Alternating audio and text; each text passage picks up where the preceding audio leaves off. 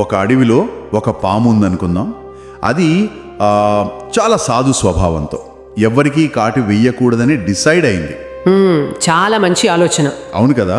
కానీ అలా తన కోపాన్ని, ఆ విషాన్ని పూర్తిగా దాచేయడం వల్ల ఏమైందంటే కొన్ని రోజులకే ఆ అడవిలోని పిల్లలు ఆ పామును ఒక ఆట బొమ్మలా మార్చేశారు. ఓ, అంటే దాన్ని పట్టుకుని ఆడటం లాంటివి అన్నమాట. ఎగ్జాక్ట్లీ. తోక పట్టుకుని లాగడం, రాళ్లతో కొట్టడం మొదలుపెట్టారు. అంటే మంచితనం అనేది తగినంత రక్షణ కవచం లేకుండా ఉన్నప్పుడు ఎంత పెద్ద బలహీనతగా మారుతుందో చెప్పడానికి ఇది ఒక బెస్ట్ ఎగ్జాంపుల్. నిజమే, చాలా పవర్ఫుల్ ఉదాహరణ ఇది. రైట్. ఈ లోతైన విశ్లేషణకు స్వాగతం.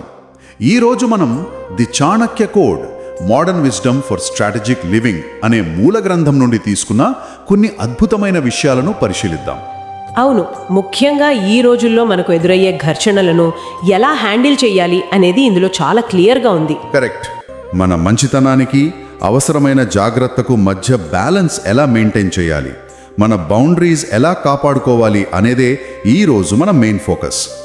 సరే, దీన్ని కాస్త విడమర్చి చూద్దాం. ఈ పాము ఉదాహరణతోనే మొదలు పెడదాం. ఆ పాము ఉదాహరణతో స్టార్ట్ చేయడం చాలా యాప్ట్. ఎందుకంటే మనం చిన్నప్పటి నుండి వింటున్న ఒక మాట ఉంటుంది కదా, మనం మంచిగా ఉంటే చాలు, సమాజం కూడా మనతో అలాగే ఉంటుంది అని. అవును, అందరూ చెప్పేది అదే కదా. కానీ చాణక్యుడి అనాలిసిస్ దీనికి కొంచెం డిఫరెంట్గా ఉంటుంది. అంటే కేవలం మంచితనం, కరుణ మాత్రమే మనల్ని కాపాడలేవు.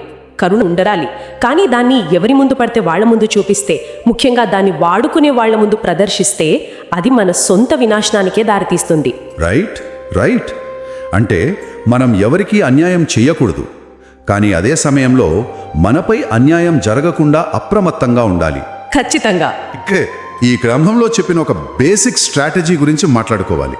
ఏంటంటే కంటికి కనిపించే ప్రతి ఒక్కరిని గుడ్డిగా నమ్మకూడదు అని చదివినప్పుడు నాకు ఒక విషయం అనిపించింది.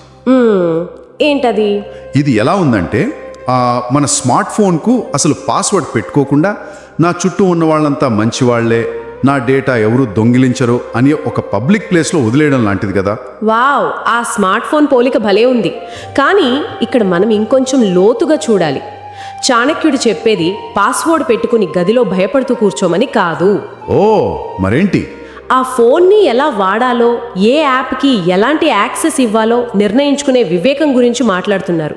ఏంటంటే గ్రుడ్డి నమ్మకం అనేది వాస్తవానికి ఒక రకమైన మానసిక సోమరితనం. మానసిక సోమర్తనమా? అంటే ఆలోచించడం ఇష్టం లేక అంటారా? అవునవును. ఎదుటి వ్యక్తి నిజ స్వరూపాన్ని విశ్లేషించడానికి మనకు టైం లేదా ఓపిక లేనప్పుడు చాలా ఈజీగా వాళ్ళను నమ్మేస్తాం. కష్టకాలంలోనే కదా మనుషుల స్వరూపం బయటపడేది. నిజమే.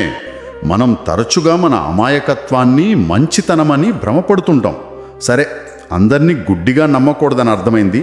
మరి మన డే టు డే లైఫ్లో వచ్చే వివాదాలను ఎలా ఫేస్ చేయాలి? దీనికోసం గ్రంథంలో 2 అద్భుతమైన అస్త్రాల గురించి చెప్పారు. అవే మౌనం మరియు గోప్యత. ఈ గోప్యత గురించి చదివాను.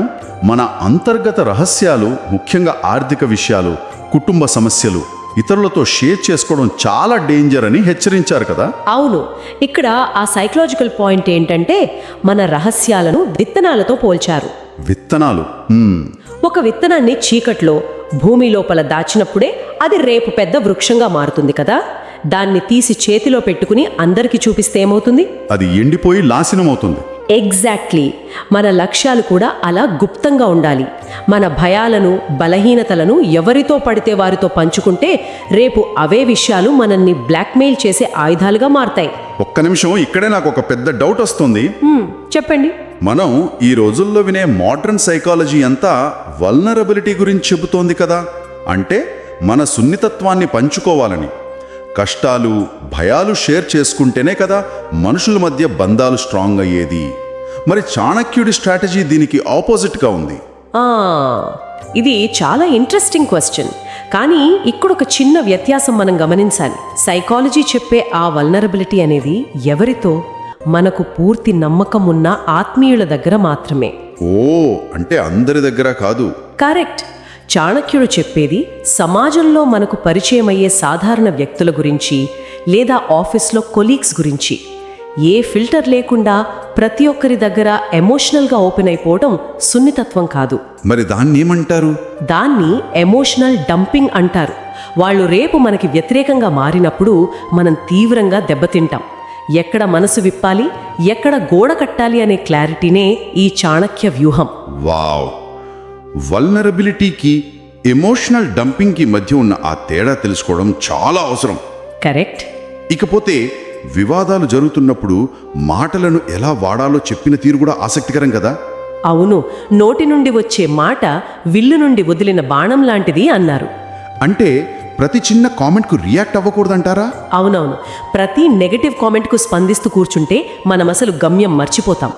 అక్కడ మౌనం అన్అవైలబిలిటీని చూపించే గొప్ప స్ట్రాటజీ. నిజమే, వాళ్ళు మన అరుస్తామని వెయిట్ చేస్తుంటారు. ఎగ్జాక్ట్లీ. మనం సైలెంట్గా ఉండేసరికి వాళ్ళ అంచనాలు తలకిందులవుతాయి. సింహం ఎప్పుడూ ఒక వీధి కుక్కను చూసి తన దారి మార్చుకోదు కదా. రైట్, భలే చెప్పారు. కానీ ఇక్కడే మరో డౌట్. ఇలా కోపాన్ని, బాధను ఎప్పటికప్పుడు మనసులోనే అణుచుకుంటూ ఉంటే అది మానసిక ఒత్తిడి పెంచిస్తుంది కదా. హెల్త్కి ప్రాబ్లం కదా? దీని ఇంకో యాంగిల్లో చూద్దాం. చాణక్యుడు కోపాన్ని అణుచుకోమనంటే సప్రెస్ చేయమని ఎక్కడా చెప్పలేదు. ఓ, సప్రెస్ చేయకూడదా? మరి ఏం చేయాలి?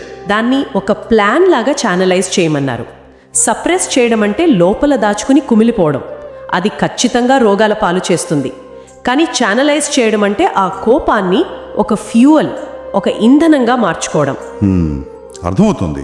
అంటే అప్పటికప్పుడు ఆవేశపడకుండా. అవును, అవమానం జరిగిన వెంటనే అరిచేస్తే ఆ కంట్రోల్ ఎదుటివారి చేతిలోకి వెళ్తుంది. ప్రశాంతంగా ఆలోచించి సరైన సమయంలో స్ట్రాంగ్గా రిప్లై ఇవ్వడమే ఈ వ్యూహం. కోపాన్ని ఇనుమును కరిగించే వేడిలా మార్చుకోవాలి. సూపర్బ్. అంటే మన ఎమోషన్స్కి ఆనకట్ట కట్టి ఆ ఎనర్జీని మన ఎదుగుదలకు వాడుకోవాలన్నమాట. సరే, గోప్యత, మౌనం గురించి క్లియర్గా తెలుసుకున్నాం. ఇప్పుడు బాహ్య ప్రపంచంతో డీల్ చేసేటప్పుడు స్పష్టమైన బౌండరీస్ ఎలా గీసుకోవాలో చూద్దాం. గ్రంథంలో దీని గురించి చాలా స్ట్రాంగ్గా చెప్పారు కదా. అవును, ముఖ్యంగా దయ చూపించాలి, కానీ మన సొంత గౌరవాన్ని బలిపెట్టి కాదు అన్నది చాలా కీలకమైన పాయింట్. నిజంగా చాలా మంది ఫేస్ చేసే ప్రాబ్లం ఇదే. ఎవరికి కాదు చెప్పాలో తెలియక ఇబ్బంది పడుతుంటారు. అవును, ఎప్పుడూ అందరికీ అవును అని తలాడించే వ్యక్తి మాటలకు సమాజంలో బరువు ఉండదు. మనం ఎందుకు నో చెప్పలేము అంటే ఎవరైనా ఏమనుకుంటారో, మనల్ని దూరం పెడతారేమో అనే భయం. దీన్నే పీపుల్ ప్లీజింగ్ అంటారు. Right, people pleasing. కానీ ప్రతి తప్పును క్షమిస్తూ పోతుంటే అది దయ కాదు, మన అస్తిత్వాన్ని, మన వాల్యూని కోల్పోవడమే. ఖచ్చితంగా. నిర్మోహమాటంగా కాదు అని చెప్పడం ఒక సూపర్ పవర్ లాంటిది. ఇక్కడ నాకు ఒక ఎగ్జాంపుల్ గుర్తొస్తుంది. చెప్పండి. సముద్రంలో మునిగిపోతున్న వ్యక్తికి మనం లైఫ్ జాకెట్ లాగా సాయం చేయాలి, తప్పులేదు. కానీ ఆ మునిగిపోయే వ్యక్తి భయంలో మనల్ని గట్టిగా పట్టుకుని లాగేస్తుంటే వాళ్ళతో పాటు మనం మునిగిపోకూడదు. కరెక్ట్.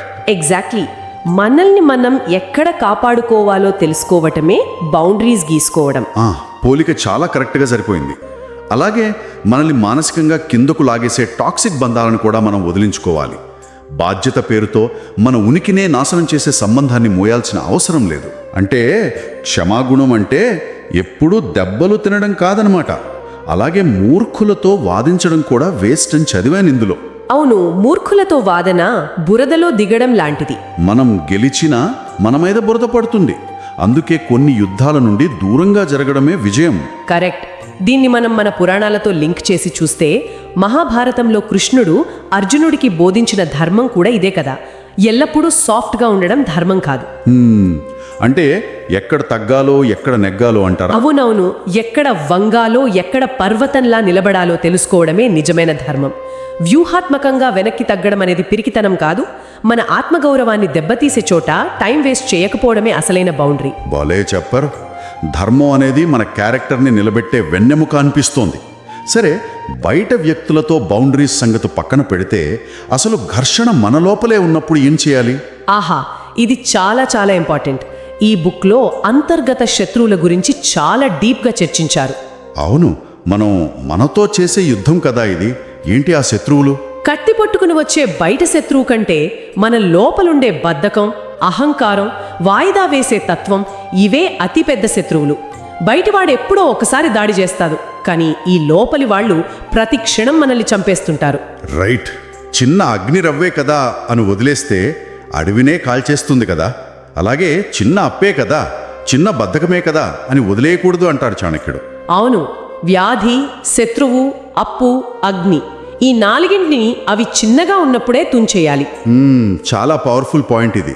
ఈ రోజుల్లో మనల్ని దెబ్బతీసే మరో పెద్ద శత్రువు ఆ షో ఆఫ్ చేయడం, అంటే బాహ్య ప్రదర్శన, తాత్కాలిక పేరు కోసం ఆరాటపడ్డం.